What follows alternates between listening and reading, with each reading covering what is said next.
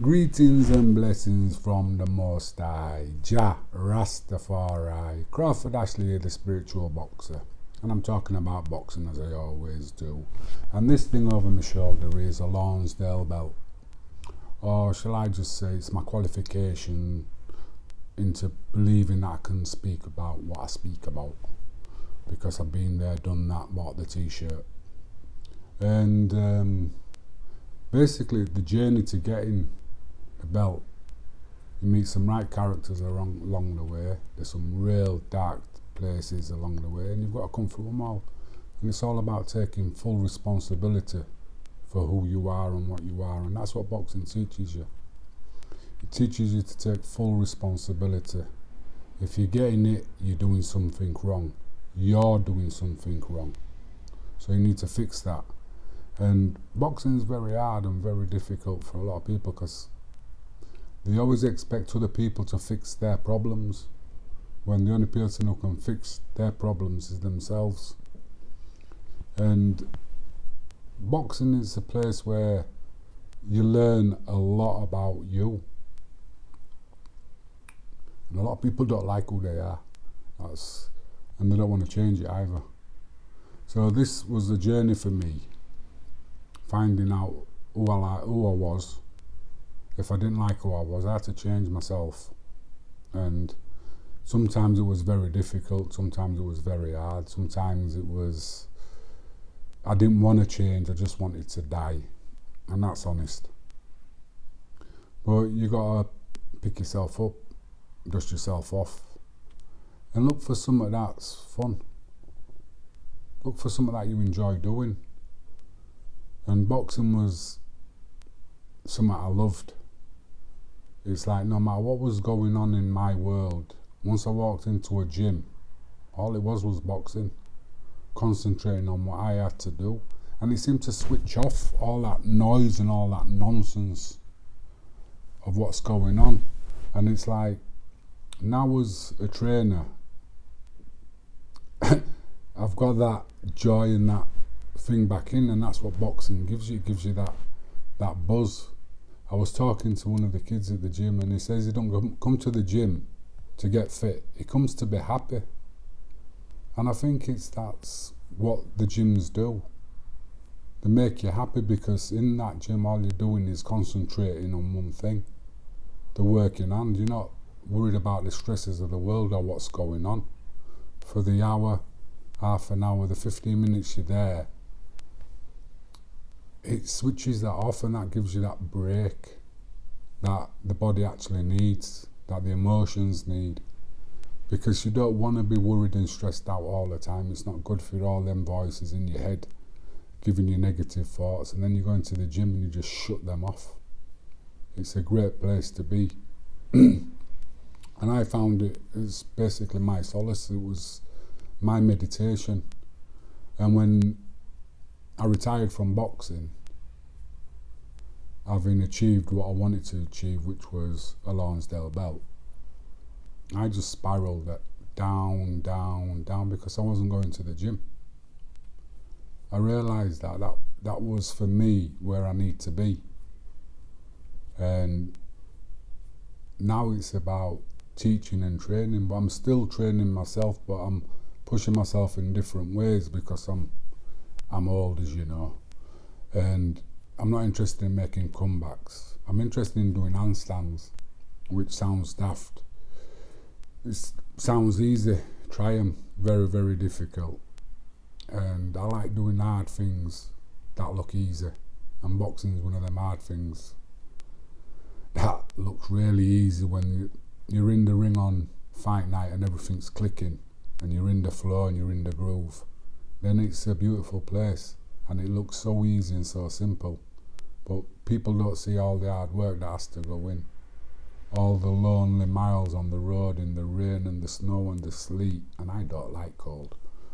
All them places that you have to go to get into a boxing ring in the first place, and then to push your body beyond what you believe it's capable of doing to get one of them.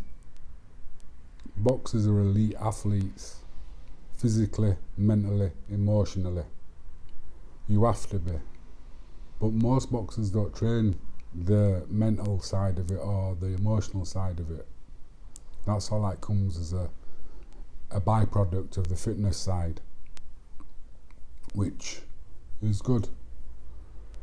But the mental side and the technique is what I believe is missing now, and the kind of like total lack of respect for the sport of boxing. I think that's been lost. And boxing taught me to respect myself or above all else, and that means go out and do the road work. That means I don't need anybody telling me to go training. That's the respect you need and the discipline you need to be a champion. It's to get out there and do it when the others won't. You got to push yourself when you don't want to, because there's nobody there to push you. This is a lonely sport, and you've got to understand this is about working on yourself, fixing your problems. And most kids or people go to the boxing gym. They want to be good. They want the trainers to spend the time with them. But the trainers know that this boxing game is a very hard game, and a lot of people can't stick at it. And then for them to invest their time with you, and then for you just to walk out, you know what I mean? All trainers have heard it before, but when it comes to it, very few stick at it, because it is hard. It is very, very, very hard.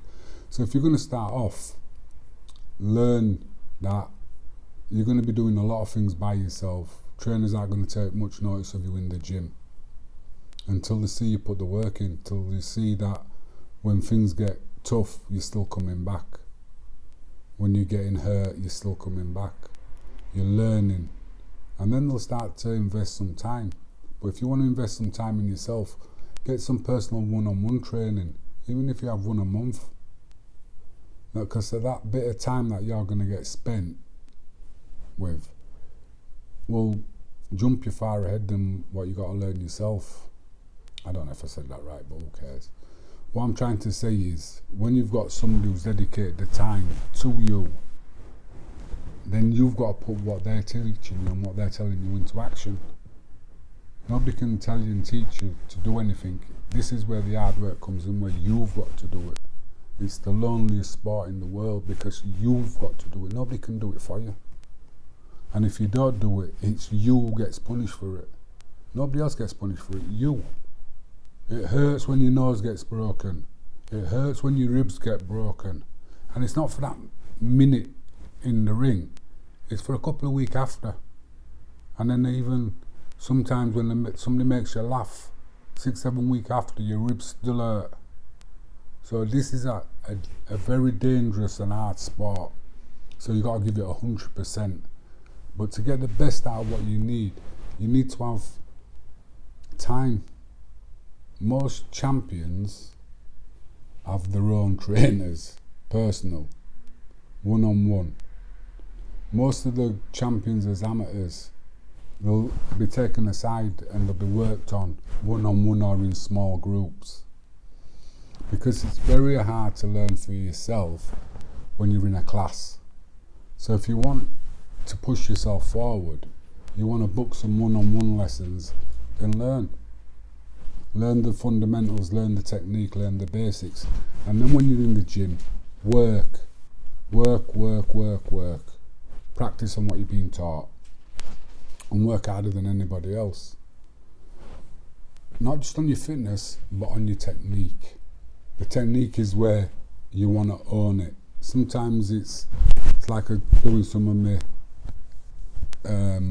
videos. Break things down into small little bits. There's an article on my discussion page, which is Crawford Ashley, the Spiritual Boxer. If you like the vibe, please subscribe. And it's called Boxing's Not For Everybody. I think you should read that, because it's got some, basically it's true. And you'll understand before you even participate in it.